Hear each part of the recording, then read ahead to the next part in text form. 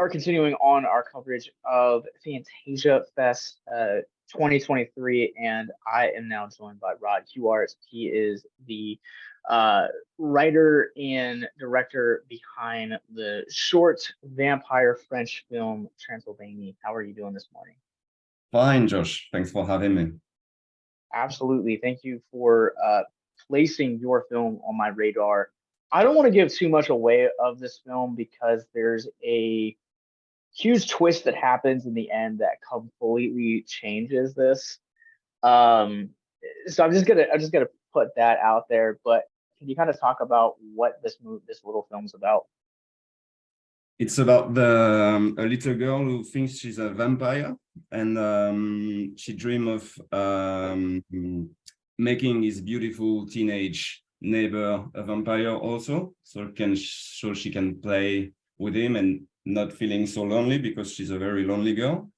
So she kind of put on a show and stage a scene to make it happen with neighbor.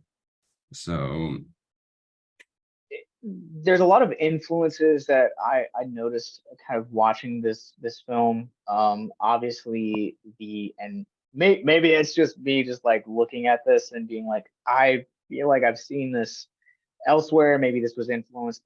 The narrative and the exploration of Eva's journey throughout the course of this film definitely feels very Vampire's Kiss to me, because ambiguality. I guess there's this ambiguous nature about kind of the vampire, is she or is she not? And can you kind of talk about playing with people's expectations throughout the course of these few minutes while the film is going on? yeah, for sure. It's really funny that you talk about vampire kiss, because I would never have thought of it, because the tone is very different. But I see where you are going. For me,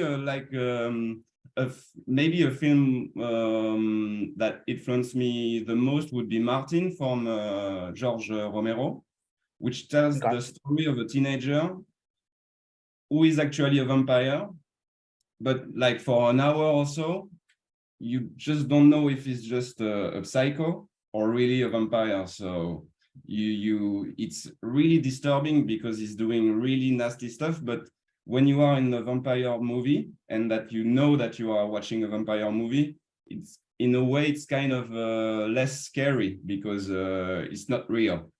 And when I saw Martin doing vampire stuff, but without knowing if it was like a real disease and if we were in a proper fantastic movie, I felt very, very, very uncomfortable. And I asked myself, what if I'd done it with a little girl? It would be even more creepy and scary because I love horror movies. I like films that make me uncomfortable. And to play with, and the thing that I like also a lot in Martin is just not that it's creepy, is that you really feel the pain of the main character struggling with this disease. And that's what I wanted to play with a little girl, is to have, on one hand, a little girl playing, and on the other hand, maybe someone evil. And you always bounce from one hypothesis, I don't know how to put it, hypothesis. Sure. Hypothesis. Yeah, yeah. One of the things that you brought up, that this is tonally completely different than Vampire's Kiss. I don't want people coming into this and being like, "Oh, this is going to be a comedy." It's this is kind of the, if Vampire's Kiss or Martin took itself really seriously, and I think the ambiguousness around Eva's character was really entertaining to watch. And I'm always kind of, as a film critic and journalist, it's anytime that a movie is having kids, I always kind of feel like I have to be a little bit more lenient, because kid actors don't always have the training or the years of success that adults or even teenage actors do. What was the journey like finding the right actress to play Iwa, and really the journey to kind of also bring out some of like the bully and the neighbor and a lot of these other characters as well? You mean more about the casting? You want to? Yeah. Yeah. Like what did you have in mind in terms of trying to find the right girl to bring Iwa to life? The first thing I asked the girls to do was to read pages from Dracula, because I was Okay. because I was searching for actually the character is supposed to be 10, and I wanted someone a bit older, so I can talk to her and go through emotions easily and talk about it together. So I wanted someone older, but that looks younger. So I wanted a voice that sound like a kid, because it was really important for me, because I saw a lot of girls that were actually great, but they had already their voice more deep and more like starting to be an adult. And that was the main focus at the beginning. And then we started playing, and Catel is just Catel, who's playing Eva, can like always the first take were always good, and then we worked from there. But I could see like straight away that it clicks. Like, and she's a huge fan of vampires and horrific literature already. So I knew that she would feel safe going to that places, and it would be fun to play with. Actually, it was really a fun shoot. Like the movie felt a bit depressing, but the shoot was kind of a kids party. That's awesome. And I think too, like one of the things that I've over the last couple of years, I've really been such a huge champion for independent film. And I noticed that, when you're discussing like independent films, obviously, like you want to get creative with your budget and you want to make your world feel so much more than it actually is. And this, for the most part, takes place within just a handful of locations. And I think you guys really made the most of your budget. And even like with the costume design, it's very simple. When you were kind of envisioning this short stylistically in your head before coming into actually shoot it, how much of what you wanted to do is actually what we actually get here in the final product? Like, as you said, it was a time there. Thank you for what you're saying. It's really nice to hear. And like the budget was small, and the main thing was that it was supposed to be a night shoot. The film was supposed to happen during the night. And as we were prepping, we could see that lighting, we had to light everything by night, and we had to shoot it in 6 days. And it clicked, and I was like, it should be a day film. And it would be even more, we wouldn't even know if she's a vampire or not if we shoot it by day, because you were like a child playing a vampire during the day. And the spectator would feel more comfortable that way. So that was the main thing. And we had to cut some scenes like we always do when we are shooting small budgets. But that was the main thing. But the locations are really like what I was expecting. I wanted to have a really real and realistic location, and play with the staging and the camera work to make it creepy or in a more imaginary world. And that comes mostly from my Japanese horror passion, I think. Like in the early 2000s, film like Cairo, Cure, that are films that are shot in really realistic locations. You can feel that people are living there and stuff. And they put the phantom story and spirit story in there. And I love it. And that's what I wanted to tackle also. I think it really helps the tone really ground itself, because there is a moment in the film where Iwa is kind of approaching the older male about, being his, her being her essentially turning him into a vampire and then kind of living out immortality together. And it feels very grounded in that nature, and almost kind of like a reverse interview with the vampire.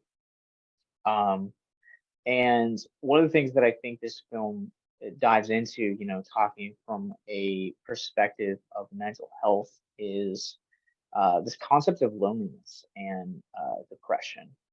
And I've seen and I've read enough, like, stories that are vampires, and they talk about this concept of immortality being really lonesome and depressing. And I feel like one of the most common misconceptions is that, kids before the age of 13 will never ever go through depression or loneliness. And I love that this film kind of addresses that pain and anguish. I mean, the film opens up on her actually, like, kind of saying this like dark prayer to her master to, like, have someone to spend eternity with. Yeah. Sorry, I understood like the path of the thinking, but what would be the question about it? So my question would be kind of like, when you're grounding this, otherworldly concepts into the reality that we face, especially the emotional, like, as a director, how hard was it to, really bring these emotions to life while still keeping everything grounded? Yeah, I know what you mean. Like I think it comes like from the writing mostly, because we had fun playing with like the statement was Eva is lonely and she's confronting she's picturing a vampire world to get through her loneliness. So she would turn every aspect of her daily life into magical vampire story.